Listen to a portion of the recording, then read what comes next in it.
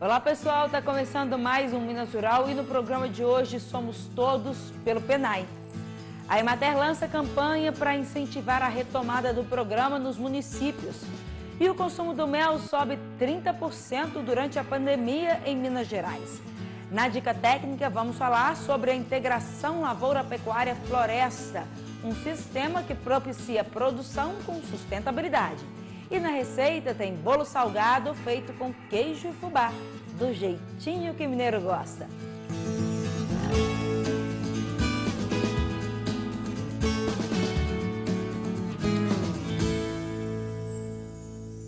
A pandemia ela forçou o distanciamento social de todas as pessoas e, consequentemente, a suspensão das aulas. E, por isso, em quase todos os municípios mineiros, as compras de alimentos através do PNAE, que é o Programa Nacional de Alimentação Escolar, também foram interrompidas.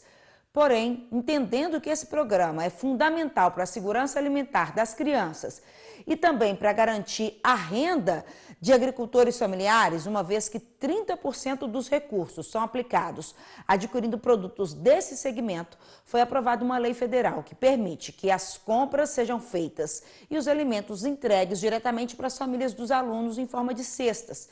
E para incentivar a retomada do programa pelos municípios, a Emater, a empresa de assistência técnica e extensão rural aqui de Minas Gerais, vinculada à Secretaria de Agricultura, lançou uma campanha com o slogan "O PENAI não pode parar". A campanha vai vincular nas redes sociais 2 vídeos com depoimentos de produtores, pais, alunos, extensionistas, prefeitos, nutricionistas, todos numa corrente, para que o PENAI seja retomado. E a gente vai ver agora um dos vídeos da campanha, para entender um pouquinho mais como esse programa é tão importante. De sol a sol, o trabalho de quem alimenta o mundo é árduo e nem sempre a renda do agricultor é garantida. De letra em letra, o aprendizado de uma criança é árduo e nem sempre o alimento de quem é o futuro de um país é garantido. O PENAI, Programa Nacional de Alimentação Escolar, une essas duas pontas. Assegura renda para quem cultiva a terra e refeição saudável para quem tem fome de aprender, mesmo em tempos de pandemia. O PENAI é um programa importante tanto para a segurança alimentar e nutricional, quanto para a sobrevivência e valorização da agricultura familiar. Ele fortalece a cultura local, respeitando e incentivando os hábitos alimentares regionais e oportuniza a inclusão social, produtiva e econômica da agricultura familiar, promovendo bem-estar e renda e incentivando os circuitos curtos de comercialização. O agricultor tem acesso a uma política pública que garante a comercialização de seus produtos num preço justo, pagamento em dia e principalmente livre de atravessadores. A gente primeiro plantava e não sabia o que fazer para poder a gente vender e distribuir os produtos da gente. Mas hoje, graças a esse projeto do PENAI, que aí a gente planta, colhe e sábado a gente entrega, todo final do mês, a gente sábado vai buscar o dinheiro da gente para poder dar o alimento melhor para as crianças da gente. Eu fico bem animada em plantar a minha horta, sabendo que eu tenho para quem vender e que paga um preço justo. A gente planta, garante um alimento de qualidade para a merenda e o PENAI garante uma qualidade de vida melhor para a minha família, dá segurança naquilo que você faz, você pode projetar, programar alguma coisa futuro, né? O PENAI, depois que apareceu na vida do produtor, melhorou muito, a situação nossa melhorou, porque nós não tínhamos uma venda garantida. Mesmo nas nossas escolas estando paradas, a nossa Secretaria de Educação vem mantendo a atividade econômica na compra da agricultura familiar. Com isso, a gente mantém a agricultura familiar ativa. Temos dado prosseguimento normalmente ao programa, adquirindo assim do agricultor do campo, fortalecendo a economia local, estimulando a agricultura familiar e, ao mesmo tempo, levando até aquelas famílias que precisam. Embora os alunos não estejam na sala de aula, mas as reais necessidades deles continuam as mesmas. Agradecemos por essa alimentação. É um alimento que chegou na boa hora por causa dessa pandemia. Nós agradecemos muito a Deus por isso e que é um alimento muito importante para a nossa família. No momento eu estou desempregada agora e no momento que o PENAI está me oferecendo essa ajuda, porque ajuda alimentar meus filhos e eu tenho que agradecer. Nós, com a nutrição hoje na merenda escolar, com os produtos que nós adquirimos da agricultura familiar, nós vamos suprindo a necessidade nutricional de várias crianças carentes, que a única refeição que tem no dia acaba sendo a merenda escolar ali. O governo publicou uma lei, a 13.987, de abril deste ano, autorizando em caráter excepcional a continuidade da execução do programa. Sendo assim, e no sentido de assegurar a continuidade do acesso à alimentação por parte desses alunos matriculados nas escolas públicas de educação básica e também de promover renda, trabalho e ocupação por parte da agricultura familiar no campo, é que devemos juntar nossos esforços para a continuidade da execução do programa.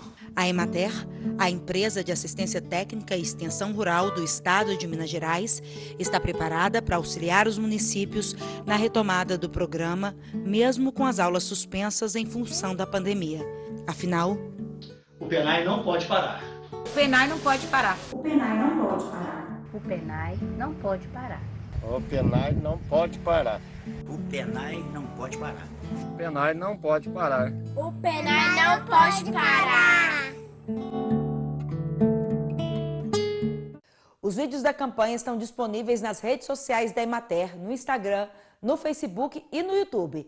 E se você quiser fazer parte dessa corrente, compartilhe os vídeos na sua rede social com a hashtag O PENAI não pode parar. E quer receber no seu celular o vídeo?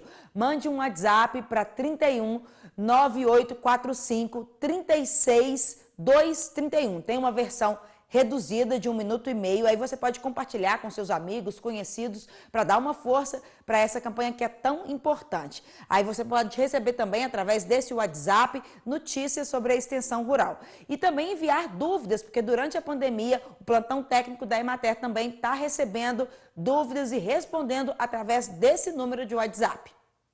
Olha, todo mundo tem uma receitinha caseira com mel para aliviar a tosse, para cuidar da saúde aí nesses dias frios e durante a pandemia, pelo sim e pelo não. O mineiro, que é precavido, resolveu reforçar o consumo do mel.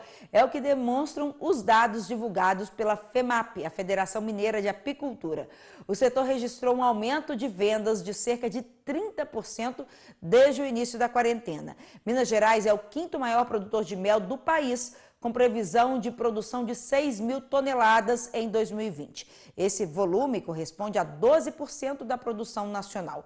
O aumento da procura pelo produto não é fruto apenas da crença popular no poder desse alimento. A ciência prova os benefícios dos produtos apícolas no sistema respiratório. O consumo de produtos apícolas vem aumentando. Esmagador, testei hoje.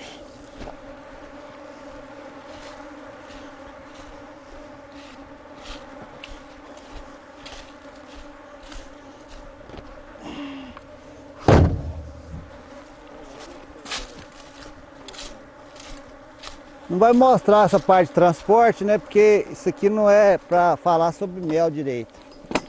Mas somando tudo a reportagem lá, vai melhor ter isso aqui do que não ter. A atividade apícola é inteiramente compatível com a preservação da flora, fauna, rios e nascentes, uma vez que são essenciais para o bom desempenho da atividade. A atividade apícola também contribui para a melhoria da produtividade das plantações, em alguns casos chegando a aumentar essa produtividade em até 300%. A atividade apícola em Minas Gerais envolve cerca de 7 mil agricultores e gera em torno de 42 mil empregos diretos e indiretos. A Emater presta assistência técnica e extensão rural aos apicultores, dando orientação no uso de tecnologias de produção e melhoria na gestão e organização, além de desenvolver iniciativas que valorizam os produtos regionais. Em 2019, a empresa atendeu quase 2 mil apicultores por meio de cursos de capacitação e projetos técnicos para a obtenção de crédito. Um exemplo vem de Betim, aqui na região metropolitana de Belo Horizonte.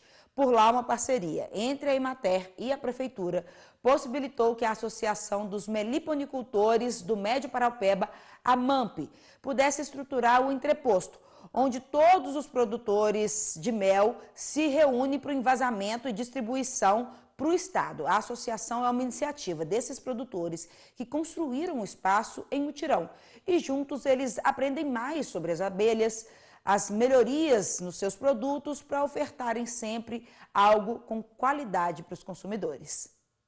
A associação surgiu depois do impulso dado pela Emater para que as pessoas se dedicassem a essa profissão de uma maneira mais controlada, com mais conhecimento.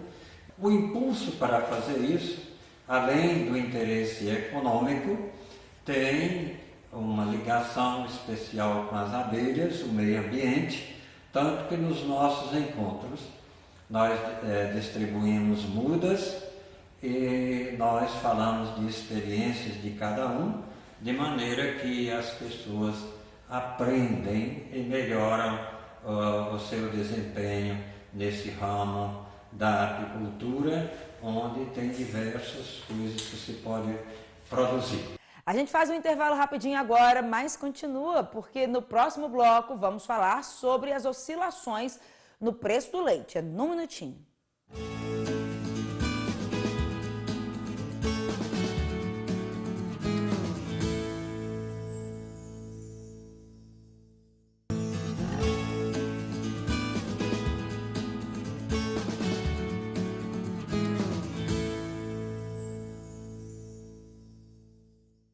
No mês de maio, o produtor de leite viu os preços pagos pela bebida recuarem. Segundo o Centro de Estudos Avançados em Economia Aplicada, da Exalc-USP, a desvalorização do leite no campo esteve atrelada às incertezas no mercado de derivados em abril, em função da crise causada pela pandemia de coronavírus. Abril marcou o primeiro mês completo de enfrentamento à pandemia e, consequentemente, uma nova dinâmica de consumo da população. Num primeiro momento, ainda lá em março, houve um choque de demanda por leite, logo no início do distanciamento social, mas seguido de dificuldade de captação por parte de alguns laticínios, dificuldade de escoamento de produção de queijo, tudo isso impactou nos preços pagos ao produtor e também os preços praticados para o consumidor, lá nas gôndolas. E nesse contexto, o produtor também ficou desestimulado, reduziu a produção e também já estamos entrando no período de entre-safra. O resultado desse cenário todo tende a ser alta no preço pago ao produtor pelo litro de leite.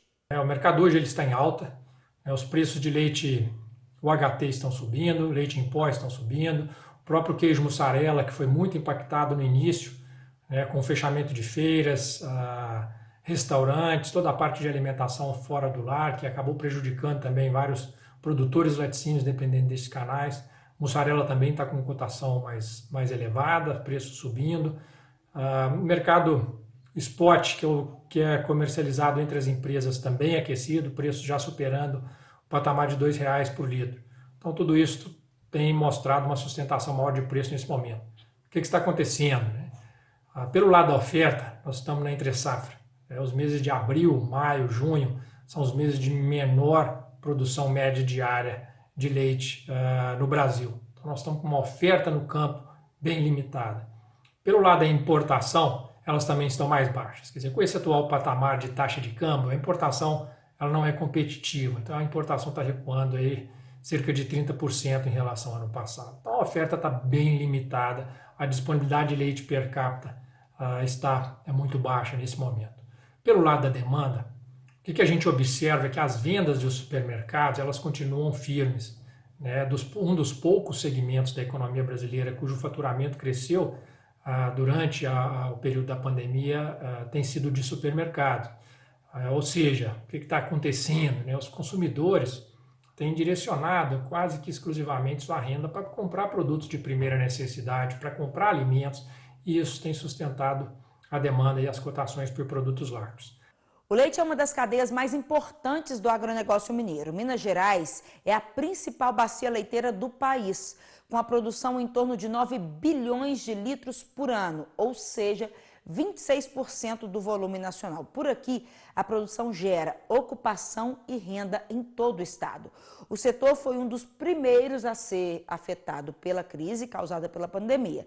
Conforme pesquisa aplicada pelo IMA, o Instituto Mineiro de Agropecuária, em aproximadamente 400 estabelecimentos elaboradores de produtos lácteos, mais da metade apresentou algum nível de comprometimento após a pandemia, devido ao fechamento do mercado varejista. E para que os pecuaristas enfrentem esse momento, a Emater, Empresa de Assistência Técnica e Extensão Rural do Estado, reforça aos produtores a importância de uma boa gestão das propriedades, antes, durante e depois de períodos de crise. O grande desafio nesse momento é a manutenção da atividade, seja por parte dos produtores, seja por parte da própria indústria de laticínios. O produtor, porém, vem sendo assistido por nós, principalmente no aspecto de gestão, fazendo com que ele faça um melhor manejo do seu rebanho. Por exemplo, no que diz respeito à alimentação desse rebanho, buscando alimentos alternativos que possam reduzir esse custo de produção, fazendo com que vacas que já estejam no estágio de lactação próximo ao encerramento desta lactação, que elas já façam um processo de encerramento dessa lactação, fazer com que o produtor faça registros, permitindo a ele saber como utilizar melhor os recursos que ele dispõe na sua atividade, na sua propriedade. Enfim, buscando todas as maneiras que propiciam ao produtor se manter na atividade durante esse período. Esse é o nosso grande desafio. Olha, e foi com uma gestão adequada do seu negócio que o produtor Áureo Cássio, lá do município de Santa Rita de Caldas, no sul de Minas, chegou com tranquilidade nesse momento que é desafiador. Ele é assistido pela Emater e conta um pouco para a gente dessa sua experiência. Eu venho sendo orientado pela Emater, através de um técnico muito competente, Rodrigo, que vem me ajudando e orientando aqui. Nós não tivemos nenhum problema com essa crise agora do Covid-19. Por quê? Porque a gente trabalha com planejamento. Nós compramos os nossos insumos, a ração, sempre no pico de safra. Conseguimos um preço bem melhor. A gente consegue comprar sempre no pico da safra, quando o preço é o mais baixo possível. E estoca esse produto, essa ração, essa comida para o gado, Então a gente não sofre especulação de mercado, a gente não sofreu nenhum problema com o Covid-19 em relação à alta de preços. E a gente vende o leite, eu vendo leite para Danone, uma empresa séria, que me ofertou um contrato, eu vendo leite com contrato, então eu não sofro também especulação de mercado em questão à venda do leite. Então eu vendo meu produto com contrato e compro a ração no pico de safra. Então a gente consegue baixar custo e vender o produto um pouco melhor. O segredo é baixar custo. E o custo a gente está conseguindo baixar dia a dia. A gente está em 65% de custo efetivo, 68%, mas dá para baixar mais, dá para a gente arredondar um pouco e para baixo. Então, a atividade é rentável. A gente vem crescendo a atividade, eu comecei com 120 litros de leite dia, não gostava muito da atividade, não vi muito futuro, mas através de orientação da Emater, do Rodrigo, a gente vem crescendo, a gente está com hoje 600 litros dia, tem um projeto para chegar a 1000 litros, não demora muito, a gente já tem um gado, novilhas feitas aqui mesmo, feitas no próprio sítio. Até agora não chegou nenhum problema, até nós aqui, a respeito do Covid-19. Pelo contrário, eu acho que o mercado de leite é promissor, a gente está contente, está investindo, a gente quer crescer mais. E o grande segredo disso tudo, que eu já disse e vou reafirmar para vocês, é planejamento. A gente faz mais um intervalo rapidinho agora, mas no próximo bloco tem dica técnica e receita. Não sai daí, é num minutinho.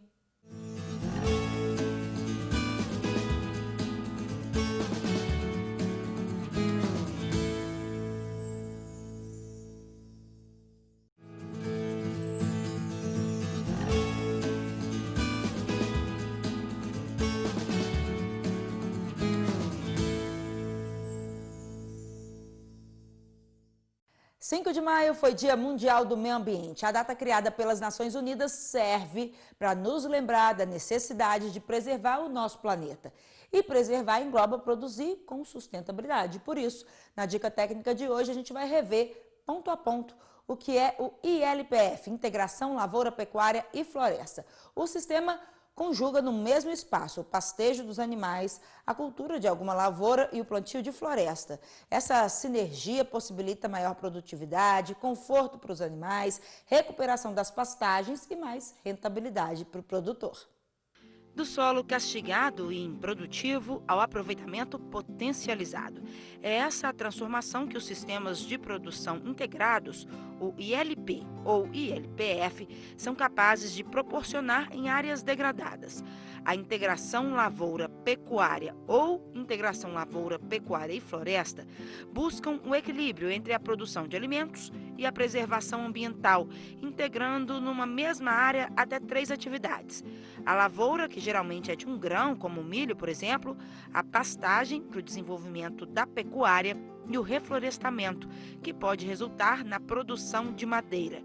Essa conjugação de culturas proporciona a recuperação ambiental e também mais rentabilidade para o produtor. A gente pode ter só a integração lavoura-pecuária, sem o componente floresta no primeiro momento, onde a gente busca o quê? A integração entre essas atividades, lavoura e pecuária.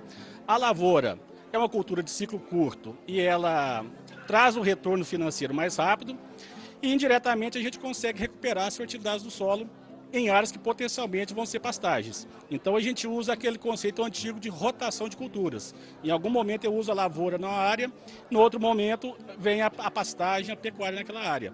E cada uma traz benefícios para o sistema. A pastagem deixa uma palhada muito boa para um sistema de plantio direto. Quando eu vou entrar com a cultura no outro ciclo, eu tenho um ambiente mais favorável para aquela cultura, e a lavoura deixa um ambiente, em termos de fertilidade química do solo, mais favorável para o capim que vem na sequência. A gente tem trabalhado bastante aí no caso de pecuaristas, o consórcio aí entre as espécies, então o consórcio de milho e de sorgo com os capins, onde a gente consegue ter as 2 safras, né? Uma de silagem ou grãos e na sequência uma pastagem formada no mesmo ano, tem dado bastante certo quando o pecuarista quer produzir grãos ou silagem na área e recuperar a sua pastagem degradada, que é um investimento alto, mas que com a lavoura a gente consegue ter o retorno da lavoura pagando as contas em 6 meses. A introdução das árvores no sistema, além da possibilidade de geração de renda com a produção de madeira no futuro, ainda traz um ganho ambiental muito importante, com a compensação das emissões de gases de efeito estufa pelos animais, que acontece na pecuária, através do sequestro do carbono que as árvores propiciam no seu desenvolvimento. Quando a gente introduz o componente florestal, aí a gente já tem uma complexidade um pouco maior. Mas é possível também porque, primeiro, a gente consegue diversificar as rendas na propriedade. Então a gente tem o componente lavoura em algum momento na área, tem o componente pastagem e acrescenta o florestal, mas assim, uma quantidade menor de árvores por hectare. E ela vai funcionar como se fosse uma poupança de longo prazo. Geralmente o componente florestal é o que agrega maior valor, que tem maior valor comercial, mas é de ciclo longo. Então, nesse inteirinho, até a floresta crescer e produzir o produto, a gente continua utilizando a mesma área, com lavouras no início e às vezes com pastagem em determinado momento do ciclo. Essas árvores também têm um componente interessante que é a ambiência. Ela favorece o meio ambiente, a forma, o ambiente onde o animal está fica mais confortável para aquele animal. E isso repercute também em produtividade, em fertilidade de fêmeas, em desempenho animal. Os sistemas ainda podem ser adequados a qualquer tamanho de propriedade, beneficiando especialmente as de menor porte. Como ele tem recursos limitados, ele precisa intensificar ao máximo o uso deles. E essa integração vem muito nessa linha, de aumentar a exploração dos recursos disponíveis, inclusive da mão de obra. Para saber mais sobre os sistemas, você pode procurar também um escritório local da Emater. E vamos para a hora saborosa do programa. Hoje temos no prato um bolo salgado que leva queijo e fubá. Tem coisa mais maravilhosa? Mineiro gosta demais da conta. Para fazer é muito simples, é só usar o liquidificador. Quem mandou para a gente é a extensionista Maria Helena Pedroso, lá do escritório local de Carandaí. Confere aí. 2 ovos, 1 colher de sopa rasa de açúcar, 1 colher de sobremesa rasa de sal, 1 fatia generosa de queijo Minas frescal ou curado, meio copo de óleo, 1 copo de leite, 1 copo de fubá, 1 copo de farinha de trigo, 1 colher de sopa ou uma tampinha de fermento químico, fermento para bolo. Depois que o bolo estiver batido, nós vamos acrescentar cheiro verde, orégano, manjerona, manjericão roxo e sálvia, que são os que eu tenho plantados na minha casa. E 1 colher de sopa de queijo parmesão ralado. E agora nós vamos bater o bolo no liquidificador naquela sequência que eu apresentei para vocês, tá? Então vamos começar pelos ovos, o açúcar, o sal,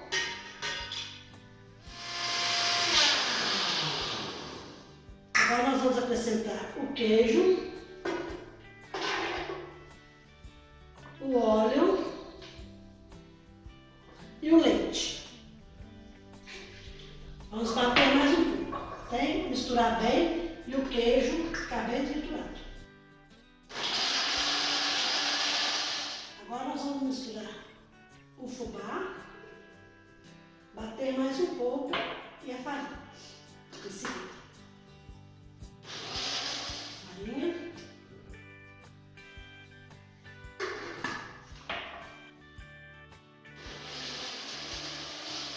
e o fermento. Agora a massa fica um pouco mais pesada, a gente costuma ajudar, vou bater mais um pouquinho, a gente costuma ajudar um pouco o liquidificador, porque fica mais pesada, né? Está pronto o nosso bolo. Ele fica um bolo com massa um pouco mais firme. Aqui, pessoal, ele é um bolo de massa mais encorpada, tá? Ele não fica muito molinho, não, ele fica mais encorpado.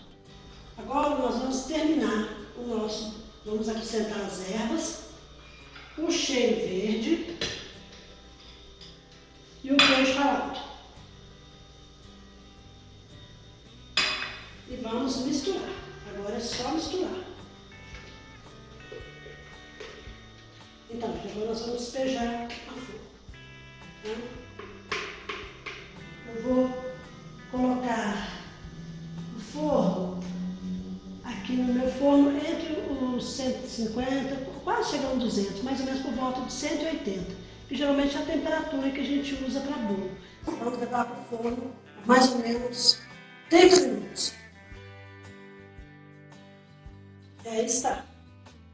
Nossa, cheiro verde, as ervas aromáticas e o cheirinho está uma delícia. E esse bolo está convidando um café. Minas Rural está acabando, pessoal, mas eu te vejo a semana inteirinha lá pelo www.emater.mg.gov.br e não deixa de passar lá no nosso canal do YouTube e se gostar do programa, se inscreve. Tchau!